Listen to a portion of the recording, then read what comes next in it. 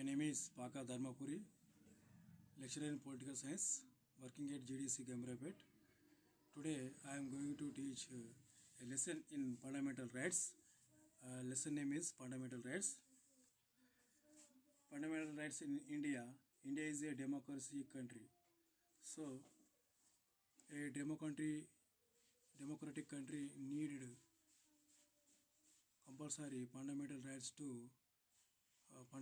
provide their citizens in India.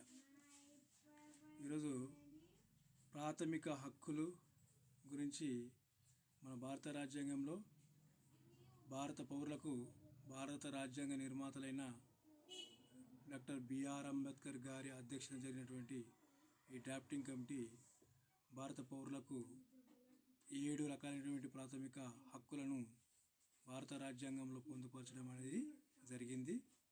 భారత రాజ్యాంగంలోని 3వ భాగంలో 12 నుండి 35 వరకు ఉన్నటువంటి ఆర్టికల్స్ ప్రాథమిక హక్కుల గురించి తెలియజేయడం జరిగింది. ఇక ప్రాథమిక హక్కులు అనేటివి ప్రతి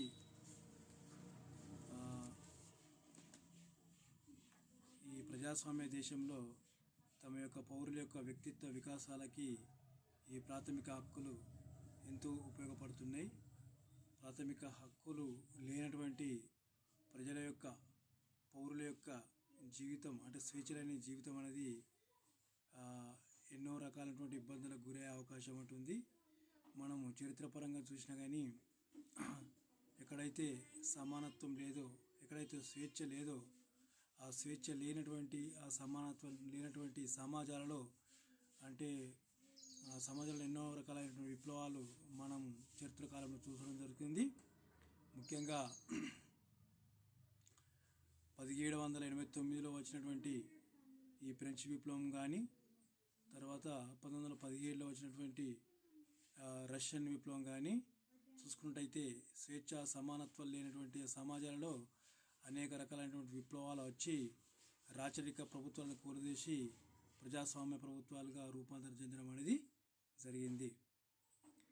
ఇక భారతదేశంలో కానీ అనేకమైనటువంటి ఆసియా, ఆఫ్రికా, లాటిన్ అమెరికా దేశాలలో, ప్రపంచంలోని అనేక ఐరోపా దేశాలు ఈ దేశాలని వలస రాజ్యాలుగా చేసుకొని పరిపాలిస్తున్నటువంటి తరుణంలో కూడా ఆయా వలస రాజ్య దేశాలు తమకు స్వేచ్ఛ, స్వాతంత్రాలు, సమానత్వం లభించలేదని చెప్పి అనేక రకమైనటువంటి జాతీయ పోరాటాలు చేసి చివరకు స్వాతంత్రాన్ని సంపాదించుకున్నాయంటే దానికి కారణం ఏంటంటే ఎక్కడైతే స్వేచ్ఛ, సమానత్వాలు లేవో అక్కడ విప్లవాలు వచ్చే అవకాశాలు ఉన్నాయి. కాబట్టి మనము భారత రాజ్యాంగంలో స్వాతంత్రం వచ్చిన తర్వాత మళ్ళీ ఇటువంటి ఈ భేదభావాలు రాకుండా ఉండడానికి ఈ ప్రాథమిక హక్కులను మన భారత రాజ్యాంగంలో పొందుపరచడం అనేది జరిగింది.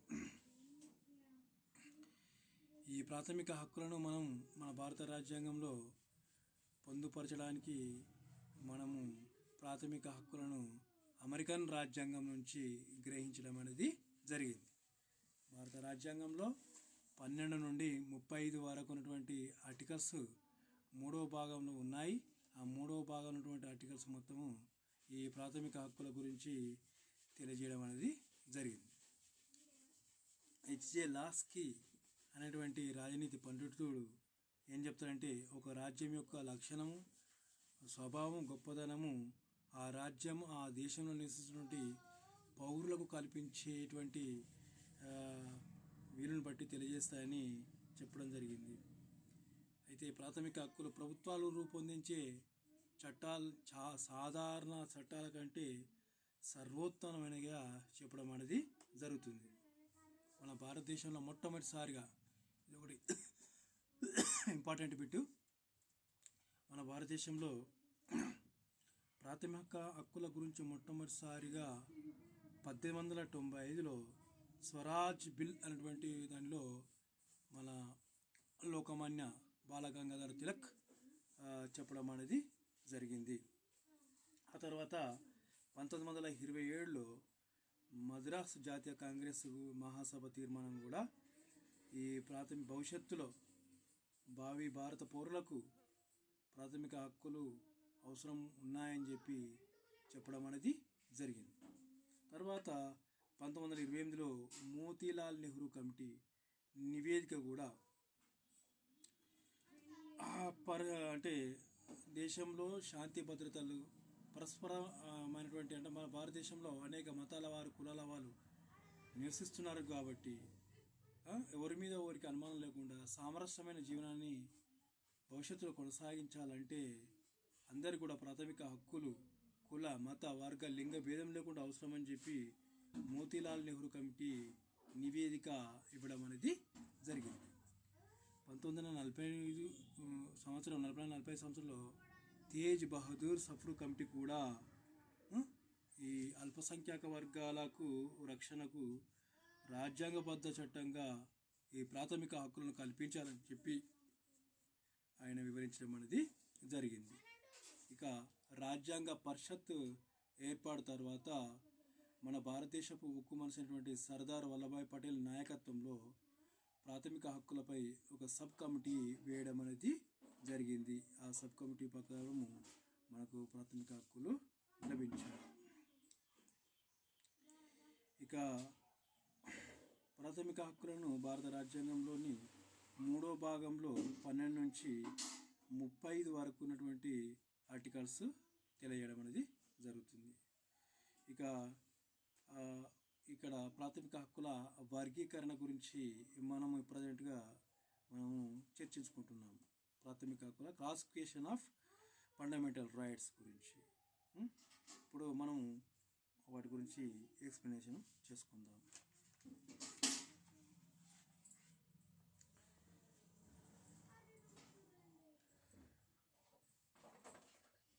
మొదటిది 12ది state definitions. 12th articles is state definitions అంటే రాజ్యం యొక్క నిర్వచనంగా చెప్పడం జరుగుతుంది. అంటే భారతదేశంలో ఎంత విస్తీర్ణం కలిగి ఉంది, తర్వాత ప్రస్తుతం ఎన్ని రాష్ట్రాలు ఉన్నాయి, ఎన్ని కేంద్రపాలిత ప్రాంతం ఉంది, భౌగోళిక సరిహద్దులు ఏమిటి, అసలు భారతదేశంలో ఉన్నటువంటి పూర్వ చరిత్ర ఏమిటి, దాని గురించి 12th ఆర్టికల్స్ తెలియజేయడం అనేది జరుగుతుంది. దీన్ని ఏమంటారంటే 12th is tell to me state definitions అంటే రాజ్యం యొక్క నిర్వచనంగా చెప్పడం జరుగుతుంది. తర్వాత 13th ఆర్టికల్స్ 13వ నిబంధన దేని గురించి తెలియజేస్తుందంటే లా డెఫినిషన్స్ చట్ట నిర్వచనం. భారతదేశం చట్టం ప్రకారం ఏ విధంగా పనిచేస్తుంది, భారతదేశము పార్లమెంటరీ తరహా ప్రభుత్వ విధానాన్ని అవలంబించింది మరియు కాబట్టి భారతదేశము ఒక మూలాధారమైన ఒక చట్టం ఉంది. ఆ మూలాధార చట్టం దాన్ని ఏమంటారంటే కాన్స్టిట్యూషన్గా చెప్పడం జరుగుతుంది. అదే ఇండియన్ కాన్స్టిట్యూషన్, భారత రాజ్యాంగం. భారత రాజ్యాంగం ప్రకారం భారత పార్లమెంట్ చేసేటువంటి చట్టాలు కావచ్చు, భారత పౌరులకు వ్యతిరేకమైనటువంటి చట్టాలు కావచ్చు, ఇవన్నీ కూడా భారత రాజ్యాంగానికి లోబడి అవి పనిచేయవలసి ఉంటుంది. ఏవైతే భారత రాజ్యాంగానికి లోబడి కాకుండా వ్యతిరేకంగా చేసినటువంటి చట్టాలు ఏవైతే ఉంటాయో అవి చెల్లుబాటు కావని కొట్టేసే అధికారం మనకు రాజ్యాంగ రీత్యా అంటే దీన్ని ఏమంటారంటే రాజ్యాంగ రీత్యా న్యాయ సమీక్షాధికారానికి సుప్రీంకోర్టు కానీ హైకోర్టు కానీ అంటే రాష్ట్ర హైకోర్టు కానీ కల్పించడం జరుగుతుంది. మనకి ఈ జ్యుడిషియల్ రివ్యూ అంటే న్యాయ సమీక్షాధికారం అనేటువంటి ఆ యొక్క అధికారము మనకు ఈ సుప్రీంకోర్టుకు హైకోర్టుకు ఆర్టికల్ 13th ప్రకారం 13 ప్రకారం లభించినట్టు ఈ రాజకీయ న్యాయ విశ్లేషకులు చెప్పడం అనేది జరుగుతుంది. ఇది చాలా ఇంపార్టెంట్ బిట్టు. న్యాయ సమీక్షాధికారం మనకి సుప్రీంకోర్టుకు హైకోర్టుకు ఎలా లభించిందంటే ఆర్టికల్ 13 ప్రకారం జ్యుడిషియల్ రివ్యూ అనేది లభించడం జరిగింది. జ్యుడిషియల్ రివ్యూ ప్రకారం అంటే రాజ్యాంగానికి లోబడి పనిచేయనటువంటి రాజ్యాంగానికి లోబడి కాకుండా వ్యతిరేకంగా ఉన్నటువంటి చట్టాలు చెల్లవు అనేటువంటి ఆ యొక్క తీర్పునిచ్చేటువంటి అధికారం ఈ సుప్రీంకోర్టు కానీ హైకోర్టు కానీ ఇచ్చేటువంటి ఆర్టికల్ ఏదంటే 13వ ఆర్టికల్. ఇప్పుడు మనం మిగిలినటువంటి ఫండమెంటల్ రైట్స్ క్లాసిఫికేషన్ గురించి మనం చెప్పుకుంటున్నాం. మనకి రాజ్యాంగం అమల్లోకి వచ్చినటువంటి తొలినాళ్ళలో మనకి 7 రైట్స్ ఉండేటువంటి. ఆ 7 రైట్స్ ఏంటంటే in the beginning there were 7 fundamental rights in implementation of our Indian Constitution when 1950 January 26 the classification of fundamental rights is one is the right to equality అంటే సమానత్వపు హక్కు. ఇది రాజ్యాంగంలోని 14 నుంచి 18 వరకు తెలియజేయడం అనేది జరుగుతుంది. First one is right to equality, second one is right to freedom అంటే స్వేచ్ఛ స్వాతంత్రపు హక్కు.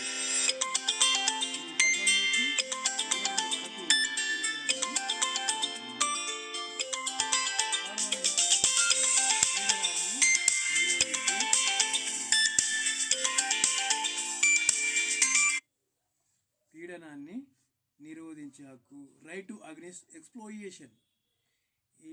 ఈ ఆర్టికల్స్ 23 నుంచి 24 వరకు ఉన్నటువంటి ఆర్టికల్స్ రైట్ అగెన్స్ట్ ఎక్స్ప్లెనేషన్ గురించి తెలియజేయడం అనేది జరుగుతుంది. ఫోర్త్ వన్ ఈజ్ పీడనాన్ని నిరోధించే హక్కు అంటే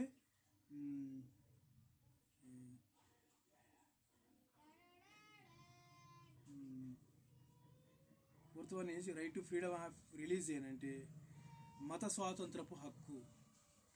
మత స్వాతంత్రపు హక్కు తెలియజేది ఏంటంటే right to freedom of religion. ఇది 25 నుంచి 28 వరకు ఉన్నటువంటి ఆర్టికల్స్ మత స్వాతంత్రపు హక్కు గురించి తెలియజేయడం అనేది జరుగుతుంది. ఇక 5వది విద్యా సాంస్కృతిక విషయపు హక్కు. ఇది 29 అంటే cultural educational rights. 29 to 30th articles మనకు కల్చరల్ అండ్ ఎడ్యుకేషనల్ రైట్స్ గురించి తెలియజేయడం అనేది జరుగుతుంది. ఇప్పుడు 6th one is right to property అంటే ఆస్తి హక్కు గురించి తెలియజేయడం అనేది జరుగుతుంది. 7th one is right to constitutional remedies అంటే రాజ్యాంగపు పరిహార హక్కు గురించి తెలియజేస్తుంది. ఇది 32 ఆర్టికల్గా తెలియజేయడం జరుగుతుంది. ఇది మిగిలిన అన్ని హక్కులకు ఇది ఒక రక్షణగా ఉంటుంది కాబట్టి ఈ హక్కులన్నిటికీ ఆత్మగా రాజ్యాంగ పరిపాలక హక్కుగా భారత రాజ్యాంగ నిర్మాత అయినటువంటి డాక్టర్ బిఆర్ అంబేద్కర్ గారు ఈ హక్కు గురించి తెలియజేయడం అనేది జరుగుతుంది. ప్రాథమిక హక్కులకు ఆత్మగా ఏ హక్కును సూచిస్తారంటే చివరి హక్కు అయినటువంటి రాజ్యాంగ పరిహార హక్కులుగా సూచించడం అనేది జరుగుతుంది. ఇప్పుడు మనము ఈ ఫండమెంటల్ రైట్స్ క్లాసిఫికేషన్లో ఫస్ట్ అయినటువంటి రైట్ టు ఈక్వాలిటీ అంటే సమానత్వ హక్కు గురించి మనము తెలియజేసుకుందాం. సమానత్వ హక్కు 14 నుంచి అంటే రాజ్యాంగంలో 14 నుంచి 18 వరకు ఉన్నటువంటి ఆర్టికల్స్ తెలియజేయడం అనేది జరుగుతుంది. ఫస్ట్ 14వది ఏం చేస్తుందంటే చట్టం ముందు అందరూ సమానమే దాని గురించి తెలియజేస్తుంది. This right establish the rule of law చట్టం ముందు అందరూ సమానమే అంటే భారతదేశంలో ఒక అంటే ఎంప్లాయ్మెంట్ చూస్తే ఒక ముఖ్యంగా ఒక గుమాస్తా నుండి రాష్ట్రపతి అందరికీ కూడా అందరూ కూడా సమానమే అనేటువంటి దాన్ని సమానమైనటువంటి ఆర్టికల్ తెలియజేయడం జరుగుతుంది. కుల మత వర్గ లింగ భేదం లేకుండా అందరికీ చట్టం ఒకే విధంగా వర్తిస్తుంది అని చెప్పేటువంటి ఆర్టికల్ 14వ ఆర్టికల్. ఈ చట్టం ముందు అందరూ సమానమే అనేటువంటి పదాన్ని మనము ఎక్కడి నుంచి తీసుకున్న భారత రాజ్యాంగం అంటే బ్రిటన్ రాజ్యాంగం నుంచి తీసుకోవడం అనేది జరిగింది. ఇక నెక్స్ట్ది చట్టం చేత సమాన రక్షణ. చట్టం చేత సమాన రక్షణ అనేటువంటి భావాన్ని మనము అమెరికన్ రాజ్యాంగం నుంచి తీసుకోవడం అనేది జరిగింది. ఇక చట్టం ముందు అందరూ సమానమైన భావనను ఈ ఒక ఇద్దరికి అంటే కేంద్ర ప్రభుత్వంలో అంటే సెంట్రల్ చూసుకున్నట్టయితే రాష్ట్రపతికి మరియు స్టేట్ చూసుకున్నట్టయితే గవర్నర్కు మినహాయింపు ఇవ్వడం అనేది జరుగుతుంది.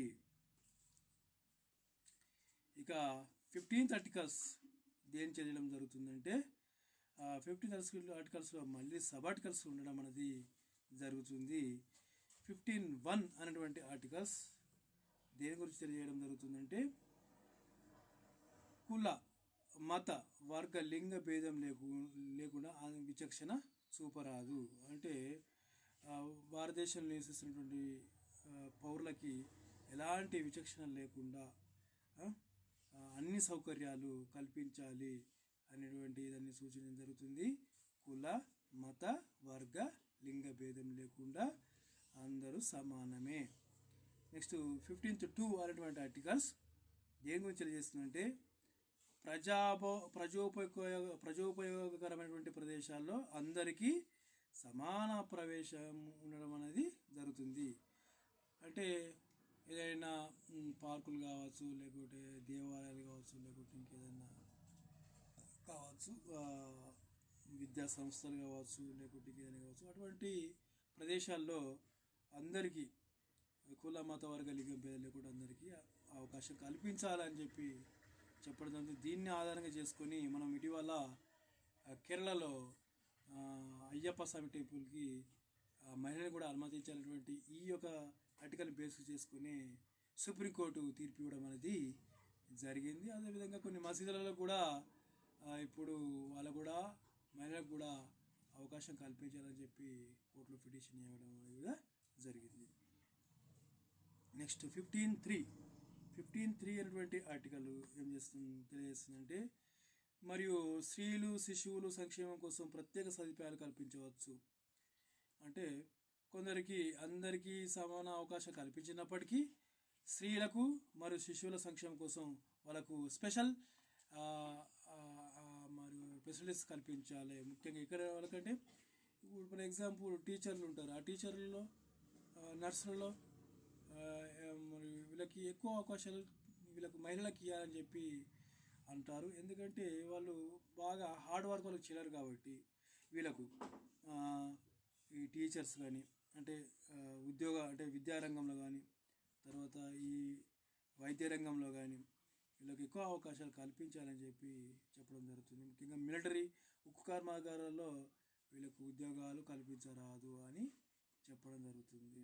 అయినప్పటికీ ప్రస్తుత కాలంలో మనకు మిలిటరీ రంగంలో కూడా కొంతమంది మహిళలకి ప్రవేశం ఇప్పుడిప్పుడు కల్పించడం అనేది జరుగుతుంది.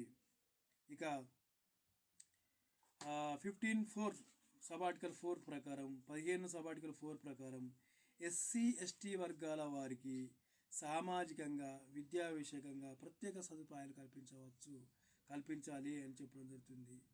ఈ ఎస్సీ ఎస్టీ వారు బడుగు బలహీన వర్గాల వారు కాబట్టి వీళ్ళకి వాళ్ళ యొక్క సామాజికంగా వాళ్ళు డెవలప్ కావడం కోసము వాళ్ళకి మళ్ళీ మంచి సామాజికంగా డెవలప్ కోసం ప్రత్యేక సదుపాయాలు అంటే రిజర్వేషన్ వసతులు కల్పించాలని చెప్పి రాజ్యాంగపరంగా కల్పించినప్పటికీ ఇంకా ప్రత్యేక సదుపాయాలు కల్పించి వాళ్ళని డెవలప్ చేయాలని చెప్పి మనకి ఈ ఆర్టికల్ పొందుపరచడం అనేది జరుగుతుంది. ఇంకా 16వ ఆర్టికల్ 16th ఆర్టికల్ ప్రకారం ప్రభుత్వ ఉద్యోగాల్లో అందరికీ సమాన అవకాశాలు కల్పించాలి. వాళ్ళకి యూపీఎస్సీ కానీ అంటే రాష్ట్రాల పబ్లిక్ సర్వీస్ కమిషన్ ప్రకారం అందరికీ సమాన అవకాశాలు కల్పించాలి. కులం పేరుతో మతం పేరుతో వర్గం పేరుతో వాళ్ళకి ప్రవేశాలు నిర్వహించరాదు అని చెప్పి అందరికీ సమాన అవకాశాలు కల్పించాలి ఉద్యోగాలు అని చెప్పడం జరుగుతుంది. అదేవిధంగా 16(1) ఆర్టికల్ ప్రకారము పౌరులందరికీ సమాన అవకాశాలు కల్పించాలి. తర్వాత 16(2) ప్రకారము గౌట్ జాబ్లో విచక్షణ చూపరాదు.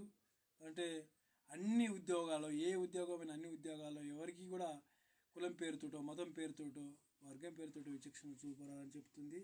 తర్వాత 16(3) ప్రకారం ఎస్సీ ఎస్టీ బీసీలకు ప్రభుత్వ ఉద్యోగాలలో ప్రత్యేక మినహాయింపులు ఇవ్వడం అనేది జరుగుతుంది.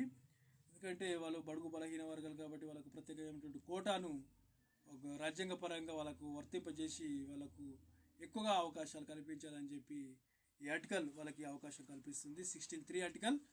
Next 16(4) article.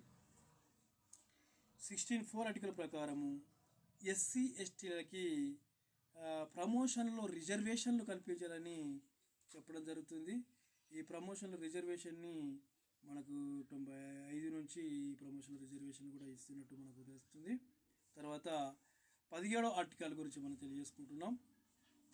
17th ఆర్టికల్స్ అనేది భారత రాజ్యాంగంలో ఉన్నటువంటి భారతదేశంలో ఉన్నటువంటి వర్ణ వ్యవస్థ ప్రకారం ఈ అంటరాని వారిగా 4వ వర్గం వారు ఉన్నారు కాబట్టి వారికి ఆ అంటరాని వారిని తాకరాదు ముట్టుకోరాదు పాపం అని చెప్పి ఒకటి భావన ఉంది కాబట్టి దాన్ని తొలగింపడానికి భారత రాజ్యాంగంలో 17వ ఆర్టికల్ను తెలియజేయడం జరుగుతుంది.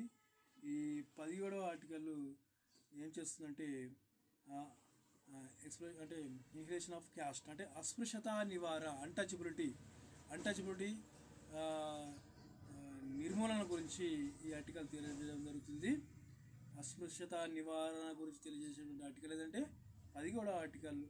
దీనికి అనుగుణంగా 1955లోనే భారత పార్లమెంట్ ఒక చట్టం చేయడం జరిగింది. దాని పేరు ఏంటంటే అస్పృశ్యత నిషేధ చట్టం. 1955లోనే దీన్ని చేయడం అనేది జరిగింది.